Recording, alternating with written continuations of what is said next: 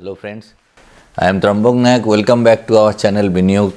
এখন আমি আজকে মুম্বাই এসেছি এনজের পিবিটি অ্যাটেন্ড করতে। অ্যাকচুয়ালি পিবিটি মানে হচ্ছে এটা ট্রেনিং, পার্টনার্স বিজনেস ট্রেনিং। তো এখানে ইন্ডিয়ার টপ লেভেলের অ্যাডভাইজাররা আসে, এখানে আমাদের ট্রেনিং হয়।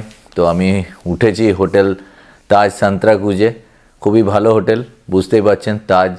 তো এই জন্য ভিডিও বানাতে পারছি না, আবার রিটার্ন ব্যাক করে ভিডিও বানাবো, বা আজকে সন্ধেবেলায় যদি কিছু পারি তো ভিডিও বানাবো।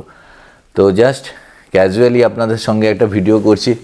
দেখুন, মিউচুয়াল ফান্ডে ইনভেস্টমেন্টের মেন তত্ত্ব হচ্ছে মানে দুটো বেসিক রুল।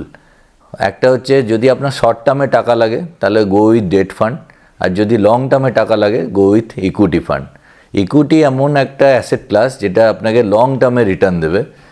লং টার্মে রিটার্ন দেবে মানে ইনফ্লেশনকে বিট করবে। ইনফ্লেশন কি না, মুদ্রাস্ফীতি।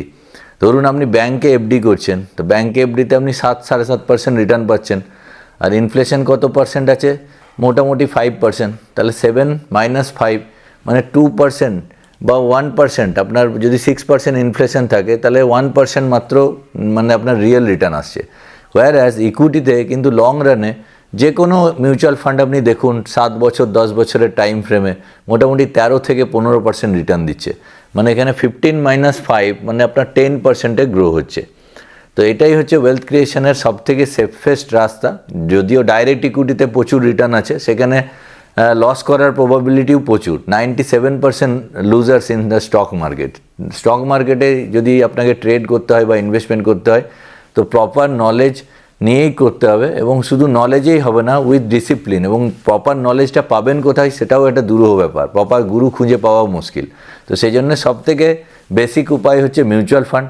তো মিউচুয়াল ফান্ডে আপনারা ইনভেস্টমেন্ট যেমন করছেন করে যান, লং টার্ম চালান। মার্কেট 2025-এ আমি বলেছিলাম মার্কেট একটু খারাপ যাবে, কিন্তু খারাপ যাবে মানে কনসলিডেশন ফেজে থাকবে, কিন্তু আমরা সেই ফেজ কাটিয়ে উঠেছি। যেটা আমি আগেও আমার চ্যানেলে বলেছিলাম যে we are in a bull run, যে ওয়ার ইজ টেম্পোরারি বলে একটা ভিডিও আছে, ওটা দেখে নিতে পারেন।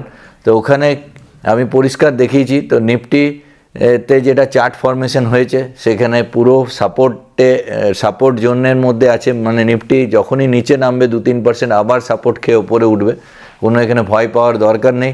2026-এ আমি এক্সপেক্ট করছি একটা মেজর র্যালি আসবে, এফআইআইয়ের টাকাও বাপস আসবে, তার সঙ্গে ইন্ডিয়ান যে ইকুইটি মার্কেটের যে কোম্পানিগুলো ভালো ভালো কোম্পানি তাদের রেজাল্ট আসতে শুরু করেছে, কোয়ার্টারলি রেজাল্ট যথেষ্ট ভালো ভালো রেজাল্ট করছে। তো 2026-এ যার পোর্টফোলিও ডাউন আছে বা সেরকম রিটার্ন হয়নি সব মেকআপ হয়ে যাবে। অপেক্ষা করে আছি 2026-এর জন্য।